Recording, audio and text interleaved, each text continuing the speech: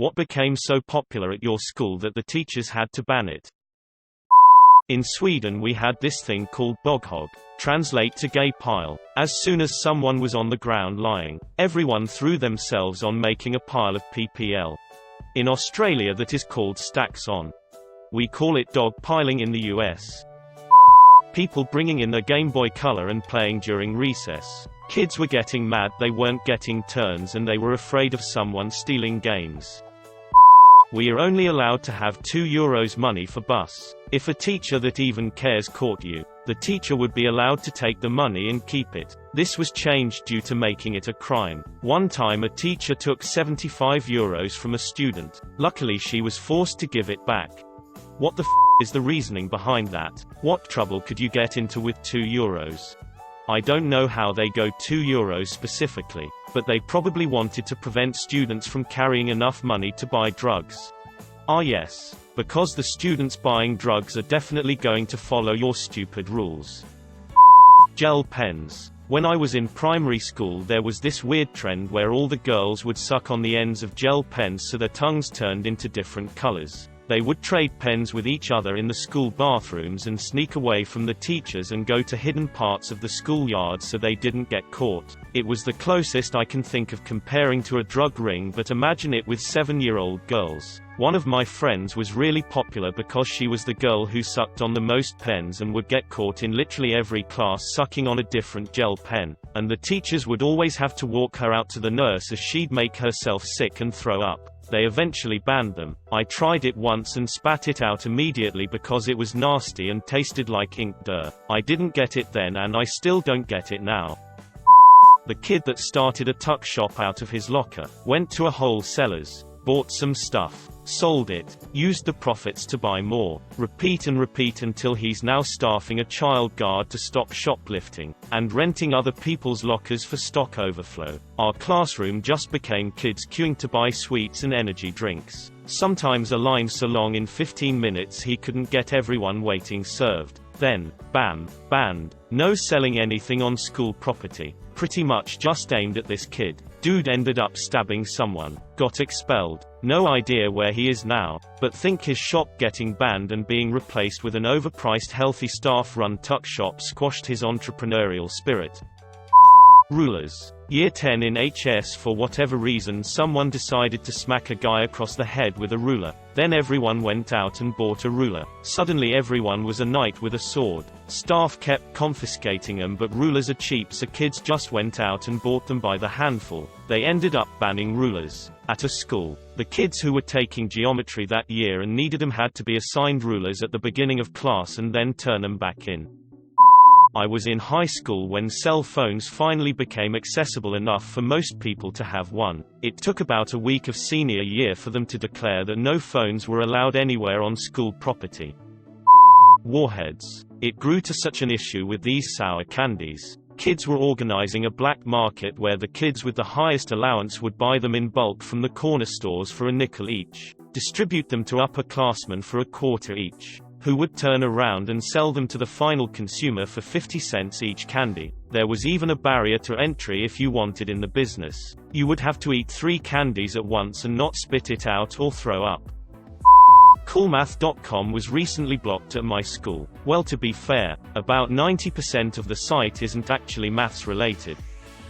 When I was in elementary school in the late 90s, there was a fad where we would collect Absolute vodka and milk mustache ads in binders similar to Pokemon cards. It was savage. Kids would bring in magazines by the dozens and just strip out the pages with the ads on it. School banned them because it was such a massive distraction.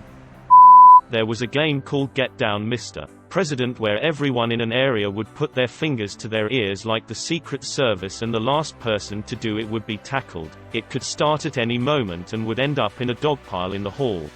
I'm not gonna lie, I'm in my 30s and now that I know that's a thing, I'm starting that shit at work tomorrow.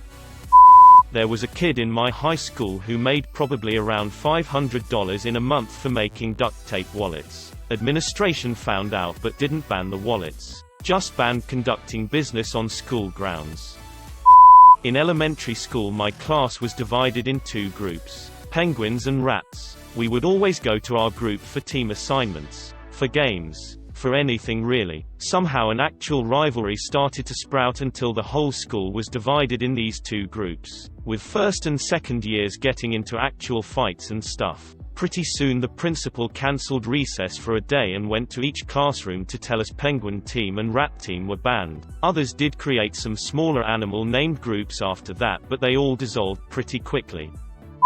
I was in middle school from 2009 to 2011. Bloons tower defense was huge. Everyone played it in any room that had a computer. The school had to install special blockers, but people kept getting around them, so they straight up banned Adobe Flash.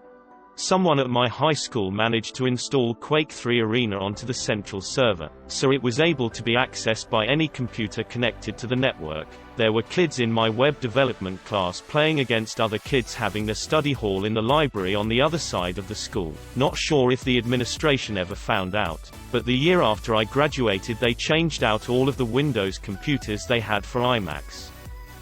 When I was younger, we played this where you draw a circle on your hand, and other people would try to draw a line inside of it. If someone was able to draw a line in your circle, then you were out. The objective of the game was to be the last one standing. It was small at first, but eventually almost everyone in my grade became involved, and it spiraled out of control. Chaos. Pure chaos. Kids were tackling each other, running away from other students, disrupting lessons, etc. Teachers eventually began to talk to us about how far our game had gone, and started banning it altogether. It was fun while it lasted, boys.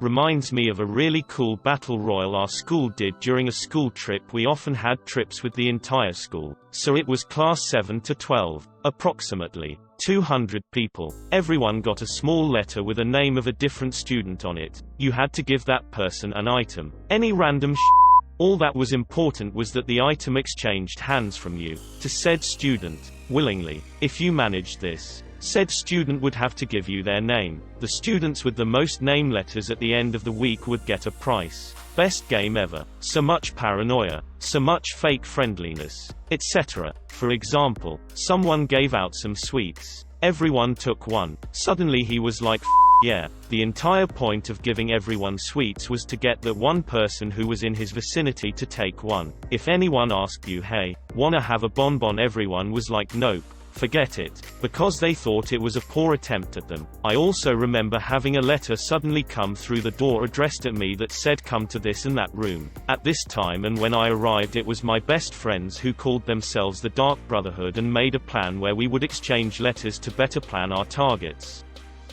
Hair flips. Circa 2003. Long skater hair was very trendy. Said kids were flipping their hair out of their eyes, face. An 8th grade history teacher went on a vendetta under the reasoning that hair flips pollute the air with hair dirt. Kids started getting detentions. Non-clear lunchboxes. Someone kept bringing booze into the school and started a whole trend. Putting condoms on everything. Pens. People's heads. Arms. Bags. Shoes. Smart board remotes. Baseball bats. Clocks. Balls. Literally anything. The best bit was that the school gave out free condoms. They were fueling the opposition. After a week, there was a ban on condoms being out in public. Anyone seen with a condom that wasn't in the bag or blazer was immediately given a detention.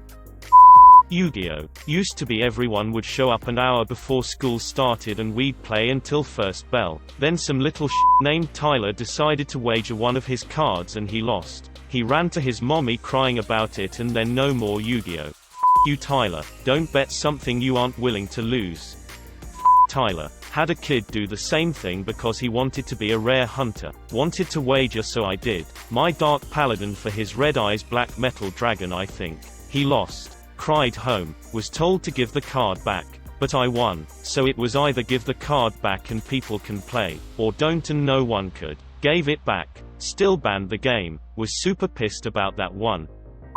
When I was a kid our church banned POGs. Called it a form of gambling. All the parents decided to just get rid of their POGs. My dad was cool with POG and he even machined a solid brass slammer for me. He talked with the parents but couldn't change their mind on POG as it was the senior pastor who called for the ban. Long story short, all the church kids gave me their POGs and I was now POG king at school.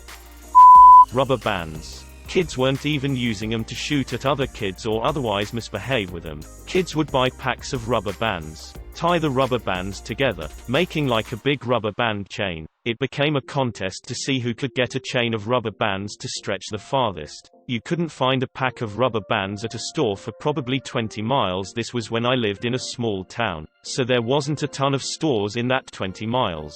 Amazon or even public internet access didn't exist yet. One kid got so many rubber bands, they could stretch it the length of the school building. While stupid, I didn't think it was a bad hobby as kids weren't shooting them or shooting stuff with them. It was all about how big of a chain they could make. School rewarded our pointless creativity with a ban on rubber bands at the school. All rubber band chains were confiscated on site.